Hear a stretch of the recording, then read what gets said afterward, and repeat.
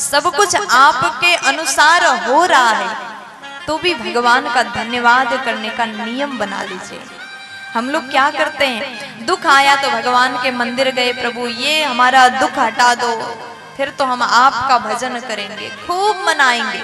लेकिन थोड़ा सा सुख है तो भगवान को भूल जाते हैं, मंदिर जाना भूल जाते हैं। सुख आया तो भगवान के मंदिर में दिया जलाना भूल जाते हैं। ये गलती मत करिएगा। अगर आपके अनुसार काम हो रहा है तो शांति से बैठो और भगवान का नाम जप करो।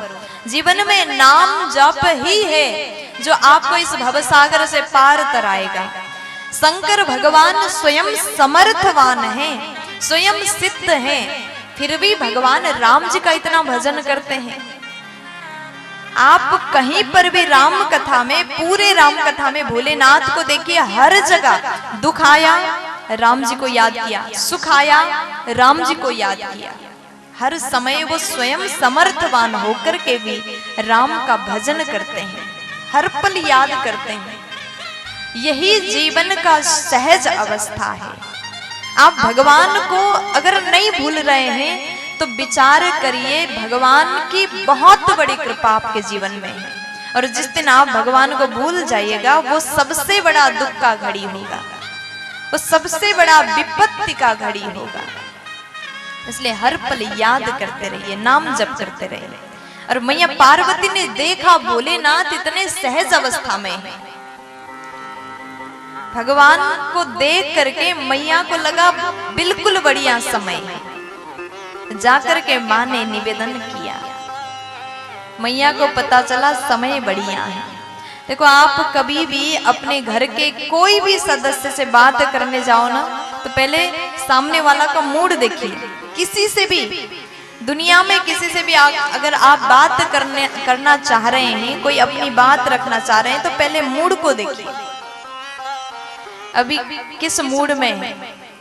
पति से बात करना है तो अगर वो हैप्पी है, खुश है, तो उस समय आप कुछ भी मांग लो, 10,000 10 लाख तुरंत निकल जाएगा जेब से। अगर मूड खराब है, क्रोध में है, तो 10 रुपए भी मिलने वाला नहीं है।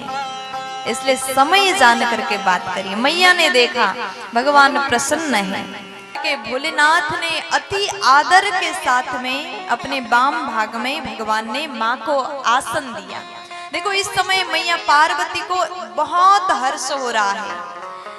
कोई भी हो, अपना खोया हुआ जगह मिल जाए तो कितनी प्रसन्नता होती है। माता पार्वती ने देखा जैसे भगवान ने अपने वाम भाग में आसन दिया, मैया का असली जगह तो भगवान के वामांग में है। प्यार से बोलो, थोड़ा जोर से बोलो ना, कपासी वालों बोल दो ना। मैया को अत्यंत आनंद हुआ। फिर उसके बाद में जैसे मैया विराजमान हो गई, अपने पूर्व जन्म के पूरी कथा चित्त में आ गया। मैया को याद आया, सती जब मैं सती थी तो मैंने भगवान राम की कथा को प्रेम से श्रवण नहीं किया, और बाद में ऐसा ऐसा हुआ, भगवान ने त्याग दिया, मैंने राम जी का परीक्षा लिया। पूरी कथा जैसे याद आया तो आज मैया कहती, प्रभु पिछले जन्म की बात हमको याद आ रही है, इसलिए सरकार आप कृपा करके, मेरे ऊपर कृपा करके राम जी की कथा मुझे सुनाइए। मैंने उस जन्म में विवाद किया था और इस जन्म में मैं संवाद करना चाहती हूँ। माँ ने जैसे कहा, भगवान मैया की ओर देखते हैं, हर्षित हो जाते हैं। कहीं रघुनाथ कथा विधिनाना, आज मैया कहती है विविध प्रकार से आप रघुनाथ जी की पूरी कथा सुनाइए। अब मैया ने बड़े ही भाव से समस्त कथा पूछा है, एक एक करके पूछा है। कौन सा कारण है जिस कारण भगवान को बन जाना पड़ा, भगवान ने अवतार क्यों लिया, राम अवतार का प्रयोजन क्या है, पूरी कथा माँ ने पूछा है। ब्रह्म राम कोई और है, भगवान सुन रहे हैं। और मैया ने कहा, प्रथम सो कारण कहु विचारी, पहला कारण विचार करके आप बताइएगा, मैं सुनना चाहूंगी। भगवान को खुशी हुआ कि माँ के मन में राम जी के बारे में जानने की जिज्ञासा है। मैया ने पूछा, अगर भगवान निर्गुण है तो सगुण कैसे बने? अगर वो निराकार है तो साकार कैसे बने? अगर वो अजन्मा है तो जन्म कैसे लिया? माँ ने जैसे प्रश्न किया, भगवान बोले, देवी आप ये पूछ रही हैं अजन्मा ने जन्म कैसे लिया, निर्गुण ने साकार रूप कैसे बनाया? आप ध्यान से सुनिएगा, मैं राम जी की कथा आपको सुनाने जा रहा हूँ। पहले भगवान बोलने से पहले पार्वती जी ने जैसे सवाल किया, भगवान के मन में वो पूरी कथा आता गया। आने के लिए गया कहाँ था, ये सवाल आता है। देखो, अगर आप किसी के बारे में पहले से कुछ बात आप जानते हैं, आपके पड़ोसी के लोग, उसके घर में कोई भी घटना घटा हो, आप उसको पूरी तरीके से जानते हैं, और थोड़ी देर बाद कोई दूसरा आकर के वो बात आपको बताए, 4 दिन बाद, 10 दिन बाद, तो आपके भीतर जो बात पता था वो अपने आप आ जाता है।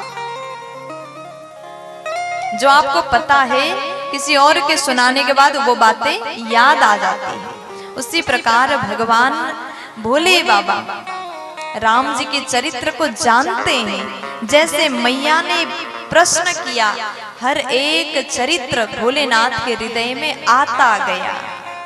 हर ही राम चरित सब आए। भगवान भोले बाबा के हृदय में समस्त राम चरित्र आया, और उसके बाद में अवस्था क्या हुआ? प्रेम पुलका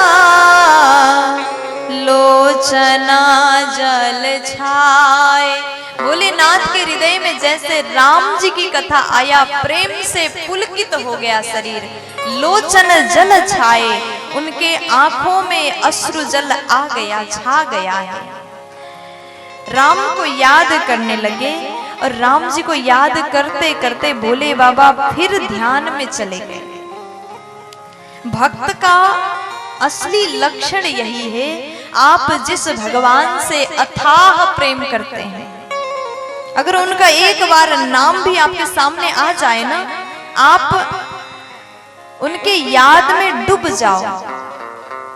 अगर आप राम जी को अपना इष्ट मानते हैं तो इष्ट के प्रति निष्ठा इतना होना चाहिए, आप एक बार राम सुनते ही राम जी के चरित्र को याद करो और आपके नेत्र में अश्रु जल भर जाए तो समझो आप सच्चे भक्त हैं। ये भक्त का लक्षण है। प्यार से बोलो। भोले बाबा आनंद में पुलकित हो गए, और जैसे आनंद हुआ तो भगवान फिर से नेत्र बंद करके ध्यान में चले गए। इतने बड़े भक्त हैं भगवान शंकर राम जी के।